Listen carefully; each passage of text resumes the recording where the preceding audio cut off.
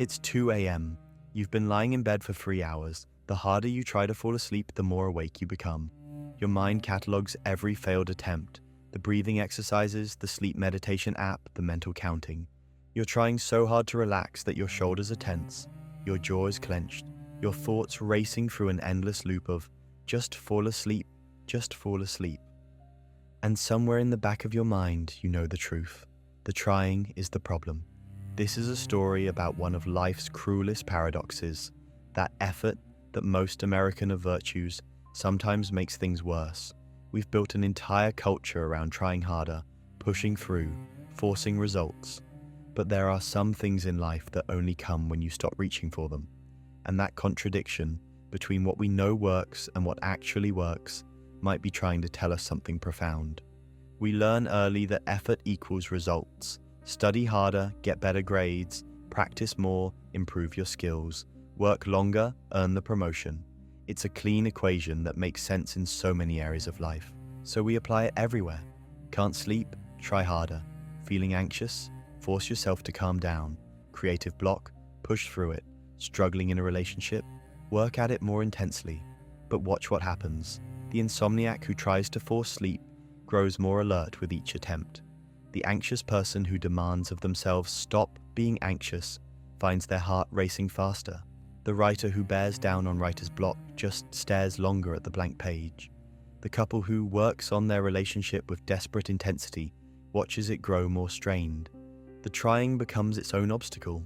2,000 years ago, Taoist philosophers had a name for this, Wu Wei. It translates roughly as effortless action or non-doing, though both translations miss something essential.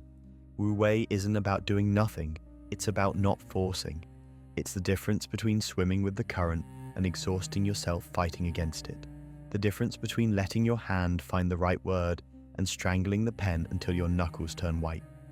Lao Tzu wrote, "The world is won by those who let it go, but when you try and try, the world is beyond winning." He understood something we've forgotten in our culture of hustle and grind, that some of the most important things in life, creativity, connection, peace, sleep, love, have to be courted, not captured.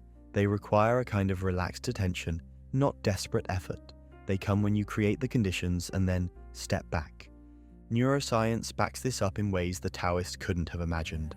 Studies on the default mode network, the part of your brain active when you're not focused on anything particular, show that insight and creativity often emerge precisely when you stop trying.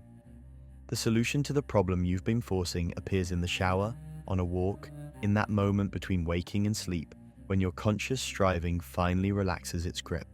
Psychologists call this the ironic process theory. When you try not to think about something, a white bear, your ex, that embarrassing moment from 10 years ago, your brain has to keep checking. Am I thinking about it? Am I thinking about it? Which means you're constantly thinking about it. The effort to control your mind makes you lose control of it. Athletes call it paralysis by analysis. That moment when you think too hard about the mechanics of a movement you've done 10,000 times, and suddenly you can't do it at all. Your body knew the way until your trying mind got involved. Here's what they all point to. There's a difference between trying and allowing, between pursuing and practicing. Some things require your full, forceful effort, but others, often the ones we want most desperately, require something else entirely.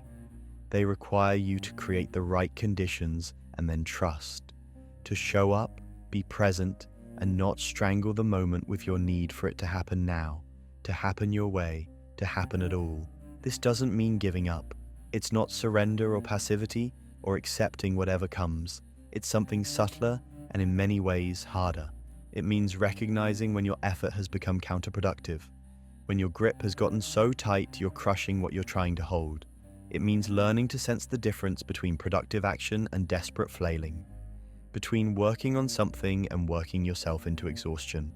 Maybe you felt this, the moment in an argument with someone you love when you realize that trying harder to be right is making both of you more wrong.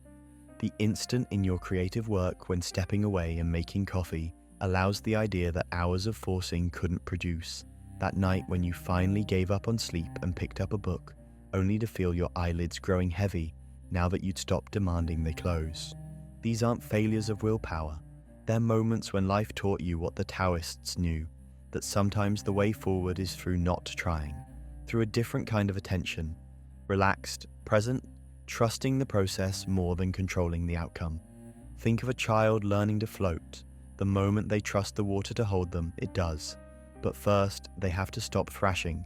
They have to stop trying so hard to stay up that their panic pulls them under. Your life has places like this, where you're exhausted from treading water, where the harder you try, the deeper you sink. And somewhere in you, beneath all the doing, there's a quiet voice suggesting, what if you stop fighting? What if you let yourself be held, not giving up, not drowning, just floating, trusting that some currents can carry you better than you can carry yourself? The paradox isn't that you need to try less, it's that sometimes trying less is the trying that works.